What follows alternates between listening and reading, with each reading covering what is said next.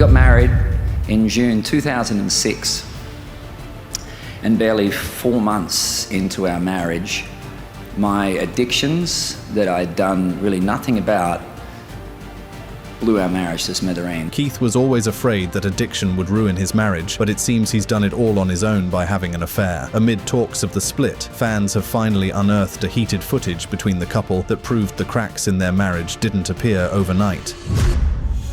The viral clip that broke the silence. Before we analyze the heated footage between the couple, let's take a step back and trace the root of the problem. It all started with Keith's bold lyrics change. One Friday night, the Minnesota air was sharp with early autumn, and the crowd at Keith Urban's High and Alive World Tour swelled to the sound of electric guitar and stadium screams. The stage lights bathed him in gold, his familiar grin flashing as he began the opening notes of The Fighter, one of his most beloved songs. Since its release in 2016, The Fighter has always been a tribute, not to his fans, not to fame, but to one woman, Nicole Kidman. It was written in the early years of their marriage, inspired by a conversation when love was still new and fragile. In that moment of vulnerability, Keith promised her he would be the fighter, the one who would stand between her and the world when things got hard. For nearly 10 years, he had sung the same line every single night. When they're trying to get to you, baby, I'll be the fighter. But that night in Minnesota, everything changed. As the lights dimmed and the crowd quieted, Keith looked to his left, to the young woman on guitar beside him. Then he sang, his voice steady but unmistakably altered. When they're trying to get to you, Maggie, I'll be your guitar player. The audience hesitated, unsure if they had heard correctly. Then came the whispers, the laughter, the disbelief, and in that instant, a flash of sound carried through countless cell phones recording every note. A storm was born. The name Maggie wasn't random. It belonged to Maggie Boore, a 25-year-old multi-instrumentalist and rising country artist touring with Keith as his guitarist, fiddler, and backup vocalist. Maggie was young, talented, and full of energy. She had been performing since childhood, raised in Boca Raton, Florida, with a violin in her hands by the age of 6. By 11, she was already playing at Carnegie Hall. Her classical background evolved into country music, her fingers trading bowstrings for guitar strings. By 18, she had moved to Nashville, and somewhere along that journey, she crossed paths with Keith Urban, who saw in her the spark of something special. She joined his tour in 2024, first appearing on stage beside him at the CMT Music Awards. She wasn't just another supporting act. She was part of the show's heartbeat, a performer who could hold her own beside one of the biggest names in country music. And then came that lyric, that single, haunting word. Within hours of the concert ending, the internet had the footage. Maggie herself posted it to Instagram with the caption, "Did he just say that?" A line that would echo across every entertainment site in the days to come. She later edited the post, but by then, it was too late. The speculation had taken on a life of its own. The timing could not have been worse. Just 3 days later, on September 30th, 2025, Nicole Kidman officially filed for divorce in Nashville, Tennessee, after 19 years of marriage. The date of separation listed in court filings that same day. Insiders told people that the marriage had ended quietly months before, long before anyone outside their inner circle knew, and that the split was, as one source put it, one-sided. Nicole had tried to save it. Keith, they said, had already checked out. She was devastated, betrayed, and worst of all, blindsided by the speed with which things had fallen apart. What made that lyric so devastating was not just its meaning, but what it replaced. The Fighter wasn't just any song. It was a love letter Keith had once read aloud to the world. He had said in interviews that the song came from a conversation early in their relationship when Nicole confided her fears about trust and heartbreak. Keith told her that when the world came at her, he'd be there, not to fix everything, but to hold her through it. The lyric, "I'll be the fighter," was his vow. Now, after nearly 20 years, that vow had been rewritten, live, on stage, for millions to witness. For those who had followed their story, it felt like watching a promise unravel. Keith Urban and Nicole Kidman had always been the exception, the unlikely pair who seemed to survive everything. He was the country star from New Zealand, raised in Australia, who had battled addiction and fame's chaos. She was Hollywood's golden actress, the kind who could hold her own beside Kubrick, Scorsese,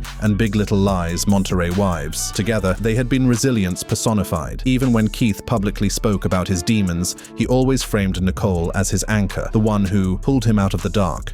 We got married in June 2006, and barely 4 months into our marriage, my addictions blew our marriage to smithereens. And if you want to see what love in action really looks like, give that a whirl. Nick pushed through every negative voice, I'm sure even some of her own, and she chose love. That was Keith speaking about the months after their 2006 wedding, when his addiction nearly ended their marriage before it began. It was Nicole who checked him into rehab. It was Nicole who stayed when it would have been easier to leave. They survived that. They survived the glare of Hollywood. They survived distance, schedules, and every cliche that breaks famous marriages apart, until, somehow, they didn't. In hindsight, the clues had been everywhere. In June 2025, Nicole posted an anniversary tribute to Keith on Instagram. "Happy anniversary, baby, Ara Keith Urban." It would be her last. A week later, they appeared together at the FIFA Club World Cup in Nashville, smiling for cameras that couldn't see the tension underneath. By July, Keith was back on the road for his world tour, while Nicole was in London, filming Practical Magic 2. They were separated by continents, and it seems by much more than that. Fans who listened closely noticed something odd in Keith's July radio interview with Jonesy and Amanda, a segment that has since gone viral. When asked about his amazing love story with Nicole and whether he believed fate brought them together, Keith's hesitant tone, his clipped answers, said more than his words ever could. Even the hosts seemed to feel it. The warmth was gone. It was, in hindsight, the sound of a marriage already ending. By late summer, the couple had all but disappeared from one another's public lives. Nicole's social media posts no longer included him. On August 19th, she uploaded family photos that conspicuously excluded Keith. On August 29th, he signed a marital dissolution agreement, effectively ending the marriage on paper, even if the public didn't yet know it. Nicole signed hers on September 6th, sealing a deal that included custody arrangements for their two daughters, Sunday Rose and Faith Margaret. For the world, it still looked like love. For them, it was already over. Then came Minnesota. Then came Maggie. The name itself carried a weight that made everything worse, because Maggie Boore wasn't just any young artist. She was, by all accounts, immensely talented, a prodigy who had built her career through hard work and charisma. She wasn't known for scandals, and until that night, she wasn't part of any drama. But when Keith looked at her and changed that lyric, she was suddenly thrust into a narrative she hadn't written. Meanwhile, Nicole Kidman remained silent. She didn't respond publicly, didn't post cryptic messages or quotes about heartbreak. Instead, she did what she has always done. She carried herself with quiet dignity. On October 1st, the day after filing for divorce, she was spotted hiking in Nashville with her sister, Antonia. The photos showed her in a grey cap and workout clothes, smiling softly, her hand over her heart as she talked. Paparazzi followed, cameras clicking with every step, but her expression said everything: composed, grounded, but unmistakably changed.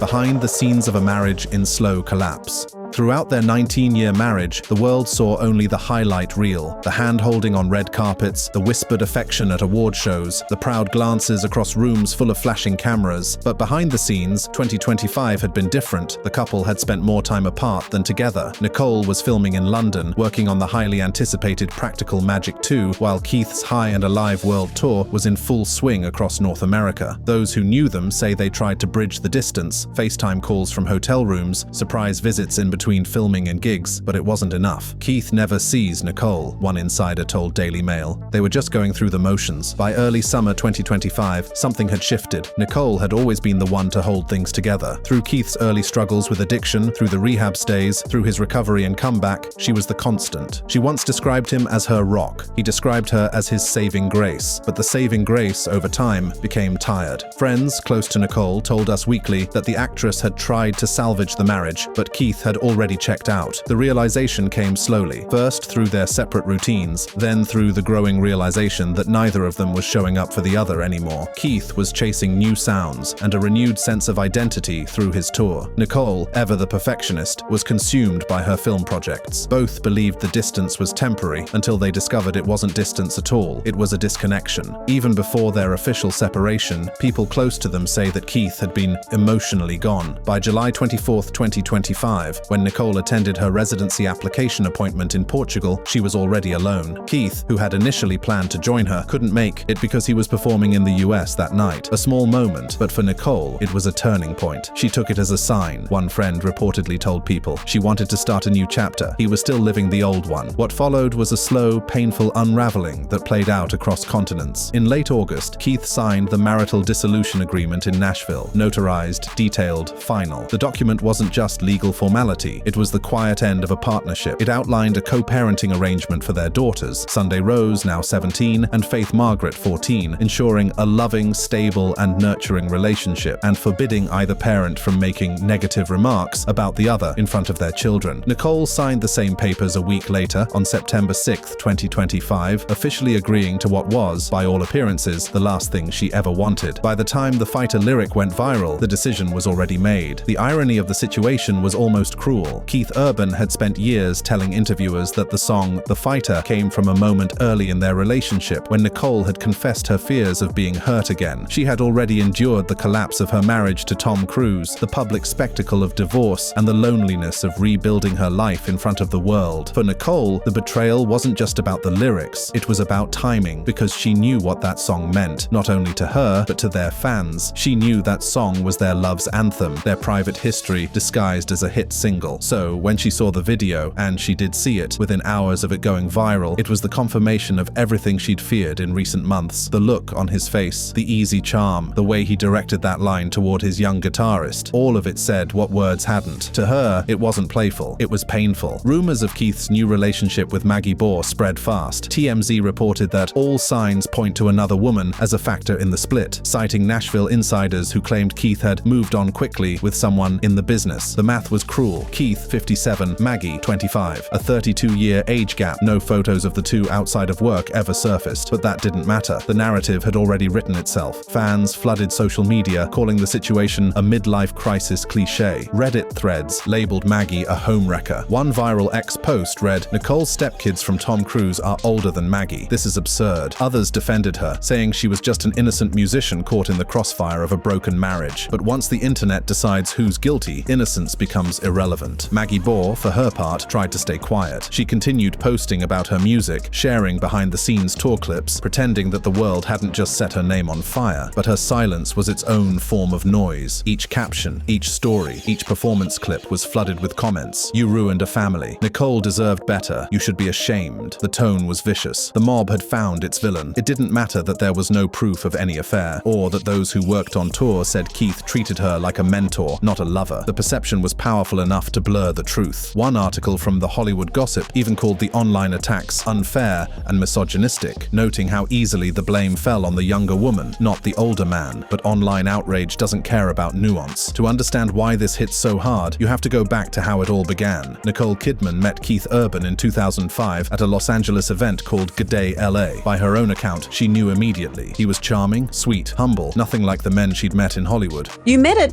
G'day Australia. Is that what it was called? G'day LA. G'day LA. Yeah.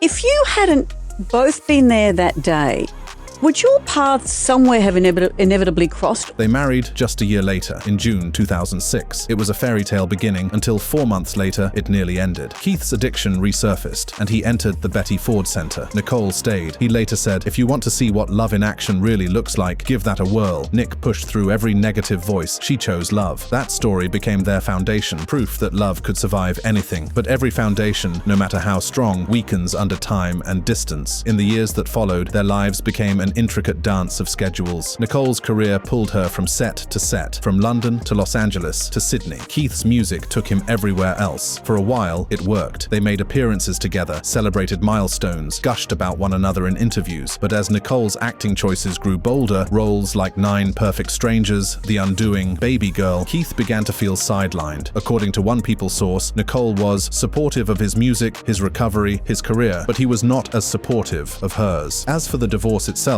the financial details are staggering. Together, their combined net worth is estimated at over $325 million, with assets stretching across Nashville, Sydney, Beverly Hills, and even Portugal. They reportedly own 11 properties, valued around $56 million, including their Nashville estate, which Nicole will likely keep as the primary home for their daughters. Tennessee law favors equitable distribution, not equal halves, meaning fairness over symmetry. But because both parties are wealthy and had pre-signed agreements, no alimony will likely be paid. It's clean, efficient, and almost businesslike. And that's perhaps the most heartbreaking detail of all, that something once rooted in passion and rescue could end with a few notarized pages and signatures. The emotional fallout, though, is far from settled. For Nicole, this isn't her first public heartbreak. She's survived divorce before, from Tom Cruise, one of the world's most famous men, under one of Hollywood's strangest religions.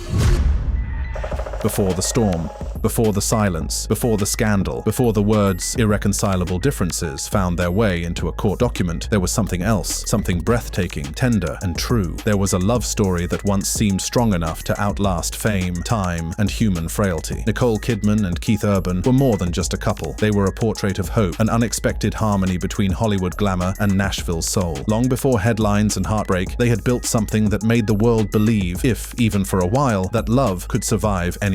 Their story began quietly, far from the tabloids and the flashing bulbs. It was January 2005 at the G-Day USA Gala in Los Angeles, an event meant to celebrate Australians who had made their mark abroad. Nicole was already a global icon. She had survived the implosion of her marriage to Tom Cruise, rebuilt her career with The Hours, and claimed her first Academy Award. She was luminous, yet deeply private, a woman who seemed to have everything but still searched for something real. Keith Urban was there too, standing on the precipice of stardom. A country boy from New Zealand raised in Australia, he had clawed his way from small-town gigs to international recognition. His album Be Here had just gone platinum, and the world was finally learning his name. But behind his easy smile was a quiet unease, years of battling addiction and insecurity, of trying to reconcile fame with fragility. When they met that night, something shifted. She would later say she felt an immediate pull, a lightning bolt connection. He said he was too shy to call her, convinced she was far beyond his reach. For 4 months, he kept her number in his phone, too intimidated to dial it. When he finally did, their lives changed forever. Their first conversations weren't about fame or work. They talked about fear, faith, and childhood dreams. They rode motorcycles through the Tennessee countryside, sat under the stars, and shared moments that belonged to no one but them. For two people who had lived so long in the glare of the public eye, it was a refuge. In June 2006, they married in Sydney at a candlelit ceremony, surrounded by close friends and family. Nicole wore a Balenciaga gown and carried a small Bible. Keith cried as she walked toward him. There were no flashing cameras inside, no staged photographs, just vows whispered through tears and laughter. Their wedding photos later showed them holding hands, as if letting go might break the spell. It was meant to be forever, but real love stories are never simple. Just 4 months after the wedding, the fairy tale nearly collapsed. Keith checked himself into the Betty Ford Center after a relapse into alcohol and cocaine addiction. The world gasped. The tabloids predicted disaster. Yet Nicole never left. She stood by him with the kind of fierce loyalty that can only come from understanding both pain and redemption. Friends urged her to protect herself, but she refused. "It's not about walking away when things get hard," she told one interviewer later. "It's about holding on." Keith, in turn, said she saved his life. That phrase would follow them for years, repeated in interviews, whispered on red carpets, written into songs. The woman who had every reason to leave had chosen to stay, and in that act, they transformed from lovers into partners, bonded not by perfection, but by resilience. Their second beginning was quieter, steadier. Keith completed treatment and returned home to Nashville. He began writing again, his music now saturated with vulnerability and gratitude. His 2006 album, Love, Pain, and the Whole Crazy Thing, became a reflection of everything he'd endured and everything she had given him: forgiveness, patience, belief. At the same time, Nicole found something she had been missing since childhood: a sense of normalcy. After years spent under the microscope of Hollywood, she embraced domestic life. The Kidman urban home became a sanctuary. No paparazzi, no entourages, just the hum of guitars, the smell of home-cooked dinners, and the rhythm of two people learning to heal together. In July 2008, their first daughter, Sunday Rose, was born in Nashville. Their second, Faith Margaret, arrived in December 2010 via surrogate. Motherhood softened Nicole in new ways, while fatherhood grounded Keith. Their daughters became the heart of their world, proof that love could not only survive but flourish. For a time, the family lived in near anonymity, shuttling between their homes in Nashville and Sydney. Neighbors described them as ordinary: church on Sundays, barbecues in the backyard, Keith mowing the lawn while Nicole took the girls to ballet. They had traded red carpets for front porches, flashbulbs for fireflies. It was during these years that Keith wrote some of his most intimate music. Songs like Without You and Parallel Line carried whispers of their life together, the quiet triumphs and the gratitude that defined it. He often credited Nicole as his muse, his constant. "Every song I write," he said once, "is a conversation with her." For Nicole, these were also her golden years. After Moulin Rouge and The Hours, she might have rested on her legacy, but she didn't. Instead, she entered what critics later called her second career peak. Roles in Rabbit Hole, Big Little Lies, and The Undoing transformed her image from porcelain beauty to emotional powerhouse. She became an actress of substance and silence, her performances raw, brave, and rooted in authenticity. And through it all, Keith was by her side. He attended premieres, clapped at award shows, and stood just behind her in every photo, always content to be the man in the background, the one holding her hand as she faced the world. When she won her Emmy for Big Little Lies in 2017, her acceptance speech was brief but piercing. "My husband," she said through tears. "You are my rock, my love, my everything." It wasn't a performance, it was gratitude. They weren't perfect, and that was their charm. They had lived through chaos and come out alive. They had seen each other at their weakest, their ugliest, their most human, and still they stayed. Together, they built a love defined not by passion alone, but by endurance. When Keith wrote The Fighter in 2016, he said it was inspired by one of their earliest conversations, a night when Nicole confessed her fear of being hurt again. "What if I fall?" she had asked. "Then I'll be the one who fights for you," he had answered. That promise became a song, and that song became their anthem. It wasn't just a chart-topping hit, it was a declaration. On stage, when he sang the words, "I'll be the fighter," everyone knew who he was singing to. Off stage, Nicole would often join him for playful duets, their laughter unguarded, their connection undeniable. Those moments, shared from their living room to millions of fans online, made them feel like something more than celebrities. They felt human, relatable, real. The public adored them because they represented something nearly extinct, love that seemed pure, unmanufactured, unscripted. They weren't a brand, they were a heartbeat, and in their simplicity, they found their greatest strength. When asked how they made it work amid fame and distance, Nicole once said, "We don't text, we talk, every single day, no matter where we are in the world." It was a small rule, but it kept them tethered. She described their marriage not as effortless, but as sacred, something worth fighting for, something they both protected. For Keith, it was the foundation that anchored his recovery, his music, his life. "I wake up next to her and think, how did I get so lucky?" he said in an interview years before the end. Together, they seemed unstoppable. By the mid-2010s, they had achieved what few in their industries could, a balance between personal happiness and professional triumph. Nicole was winning awards, Keith was filling arenas, and at home they were just mum and dad. Their daughters, Sunday and Faith, were growing up away from the chaos of Hollywood in a home where love wasn't a performance, but a presence. That was the paradox of their fame, their ability to remain private while living so publicly. They never flaunted their intimacy, but it always showed. Their shared glances on red carpets, their whispered jokes, the way he looked at her as if the room disappeared. Those weren't rehearsed moments, they were glimpses into something rare. So when people speak of their separation now, they often forget what came before, the years when they conquered not only fame, but themselves. They forget the early mornings in Nashville when Keith played guitar as their daughters got ready for school. They forget the nights in Sydney where Nicole cooked dinner while he sang softly in the background. They forget that their story wasn't about glamour, but grace. Before the silence, there was laughter. Before the distance, there was devotion. Before the ending, there were years of choosing each other over and over again. And that's the truth of their love story. It wasn't perfect, but it was real. For almost 20 years, they built a world where love was enough